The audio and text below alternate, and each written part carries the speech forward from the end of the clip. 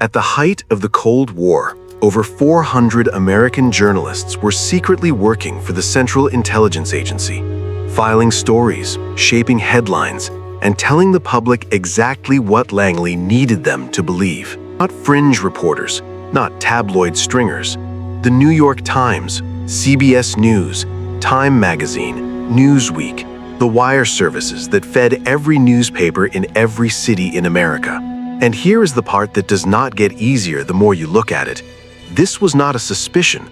This was not a rumor planted by a foreign adversary. This was confirmed, on the record, in sworn testimony, in declassified files, by the CIA itself. The question is not whether it happened.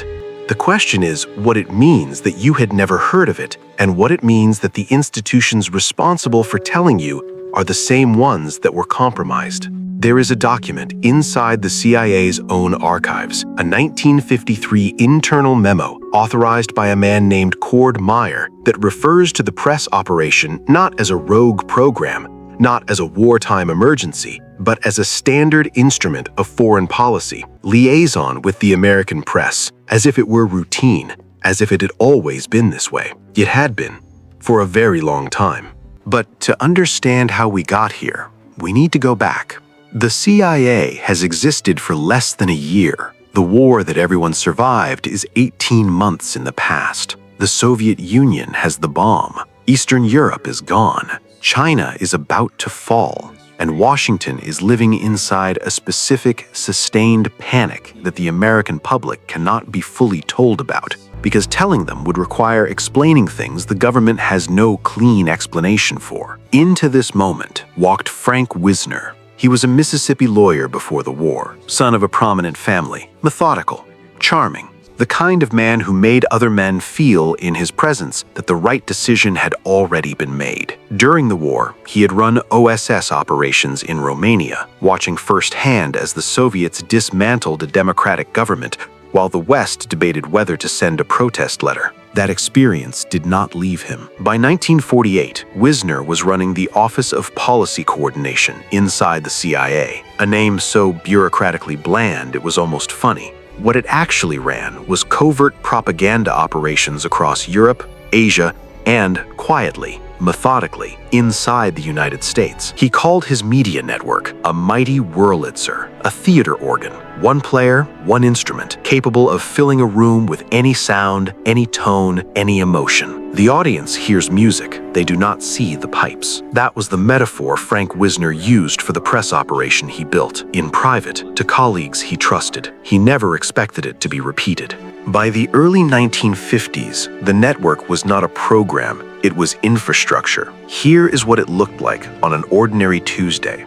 A CIA case officer, sometimes under journalistic cover, sometimes operating through an intermediary, passes a story idea, a document excerpt, or a translated foreign speech to a contact at a major American news organization. The contact, who is on retainer or operating out of ideological alignment with the agency's anti-communist mission, works it into a story. The story runs, other outlets pick it up. Within 72 hours, the narrative is in circulation. No fingerprints, no attribution, no way for a reader or even a competing journalist to trace the origin. The Church Committee, the Senate Select Committee on Intelligence that would eventually drag this into the open in 1975, found that the CIA had direct relationships with journalists at the New York Times, CBS, Time, Newsweek, the Louisville Courier-Journal, and dozens of smaller regional papers. The committee's final report stated, in language so measured it is almost surreal, that the agency had at one time or another owned or subsidized more than 50 newspapers,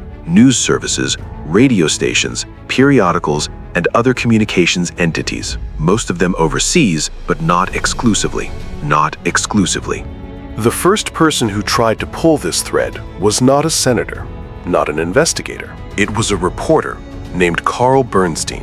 In 1977, 2 years after the Church Committee hearings, Bernstein published a 25,000-word investigation in Rolling Stone magazine titled The CIA and the Media. He had spent 6 months reviewing CIA files and conducting interviews with current and former intelligence officials, editors, and the journalists themselves. What he found was specific, not general, not impressionistic, specific. He documented that the New York Times had provided cover for CIA agents under journalistic credentials, a practice the paper's management was aware of and had approved. He documented that CBS News had allowed CIA debriefings of its foreign correspondents after international assignments. He documented that Time Life founder Henry Luce had a direct, personal relationship with CIA Director Allen Dulles, and that Time correspondence had been used as sources and as cover throughout the 1950s and 1960s. The story ran. The major networks did not cover it. The major newspapers buried it in the back pages or did not run it at all. Now, Wisner's Wurlitzer, the mighty instrument he described. By 1977, Wisner himself was dead. He had taken his own life in 1965 after a breakdown that colleagues attributed in part to the covert operations he could not stop running in his head.